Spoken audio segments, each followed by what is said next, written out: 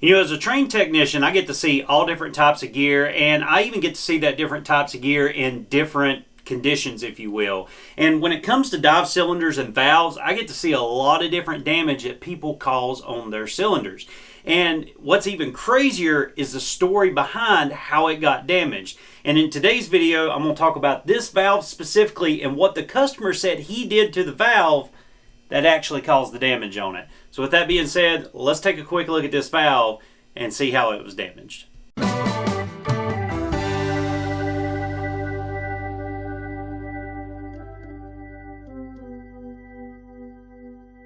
What's up, guys? It's Brian again from Lake Kicker Scuba and Marine. If you are new to our channel, do me a huge favor. Hit this little subscribe button right here and ding that little bell as well. That way you guys are going to be notified every time we upload new content. Now, I've got one of the best valves on the market. This is a Thermo valve from XS Scuba, and by far it's probably one of my favorite valves, and I know it's a favorite of a lot of you guys as well. But if you take a close look, you will see just how damaged that valve is, and you can see how it's mashed in. And if you look at the top, you can even see how it's kind of scarred up there as well. And in today's video, we're going to talk about what the customer said he did to this valve, or how it actually got damaged when he was simply pulling a cylinder out of the back of his vehicle. So let's go over here on the table, and we're going to compare it to a good Thermo valve, or one that's brand new, and we're going to show you why this valve actually can't be used anymore. All right, so I've got the two valves here in question. Of course, I've got the one that's damaged, obviously, and I've got a brand new valve that we're going to replace it with. So I'm going to go ahead and pull it out, and we're going to do a quick comparison here and just take a quick look, and you will notice just how damaged that valve is. Now, don't pay too close attention to the yoke insert here. Just pay attention to the top of the valve there, the top of the orifice, and you'll see how it's smashed in there. Now, if I do a quick comparison here with my insert, you will notice that insert will not even go in. It won't even fit up in there.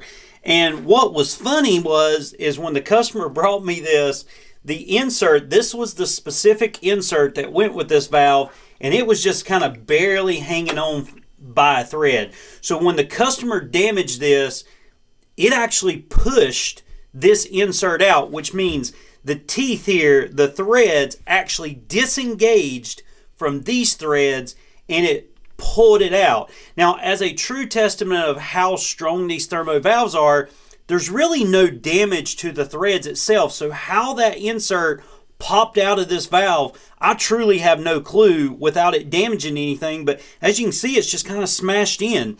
There's no damage up inside that valve. So it's actually kind of amazing to me that it pushed this insert out without damaging any of the threads. But other than that, you can see this thing has actually been dropped on concrete, and it's smashed it in. You can kind of see if the camera will focus there. It's kind of smashed it in. It's scarred it up really bad. And like I said, the insert simply will not go back in. So we are going to have to replace it with a new Thermo valve here. And I'm going to go ahead and take out the insert because this customer has a DIN system. He doesn't actually need the insert here. But we're going to be replacing it with that right there. So let's go ahead and get this dip tube installed, and then I'll show you how easy it is to install it on the cylinder. So for anybody that's curious, most Thermo valves, if not all, take a number 4mm Allen head here. Okay, so we're just going to stick it on the bottom of the valve. We're going to basically screw it in till it stops. Once it stops, we're going to give it a little bit of love, just a little bit of torque. Just like that, and we are good to go. We're going to grease up these threads, grease up this O-ring, and then we're going to take it over here and install it on the tank. All right, guys, so we are going to install this valve really quick on this cylinder here. And we just did a visual inspection on the cylinder, so we know everything's good with it. All I'm going to do, I've got a little bit of grease here on the threads. Got a brand new O-ring there. Of course, it's a brand new valve. And we are going to very slowly get it started. We're going to spin it all the way till it locks. And typically when you put a valve on, it's just hand tight. We're going to give it a little bit of torque here, a little bit of love. Boom, perfect. And now we can put a new VIS sticker on it. We can take all these other stickers off because they're not really important. They don't really mean much to us or to our customer.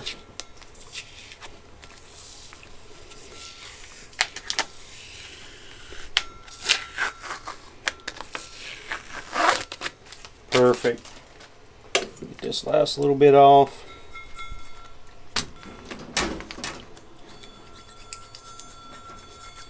Perfect. And if you're ever adding stickers to your cylinders and you want to get all this grime and stuff off here, you can use a little bit of Goo Gone. It'll typically come right off. Thankfully, we're not going to be putting a sticker back there. We're going to be putting one here on the back. So we're going to get a new Viz sticker here. We're going to stamp it out. It's 2024, the month. And this one's going to be used for air only. We did not O2 clean this cylinder. So we can take our brand new sticker, get it in position. And now that cylinder is ready to be filled. There you go, guys. You can see just how easy, even a very good valve. This is a Thermo valve. It's by far my favorite valve, and it's a lot of divers' favorite valves as well. It's very easy to damage these valves, no matter how good they are. And it doesn't matter if it's a DIN or if it's a yoke. This was a Pro K valve. That means we can go from yoke to DIN by simply taking out this insert, and the damage alone pushed this insert clean out of the valve, which is amazing to me because there's absolutely no damage on the threads here and there's no damage on the threads in here other than it just being smashed in. It just blows my mind how it pushed this out. It just squeezed it out very easily. But that's going to do it for today's video, guys. If you got any questions on Vizes or valves or tanks or damage, maybe if you got damage to your tank, let me know down in the comment section below how you damaged it and, you know, how did you get it fixed as well. But guys, if you enjoyed the video, give me a big thumbs up. Definitely share it. I'm going to go ahead and sign off for today. Take care. God bless. And I'll see you in the next video.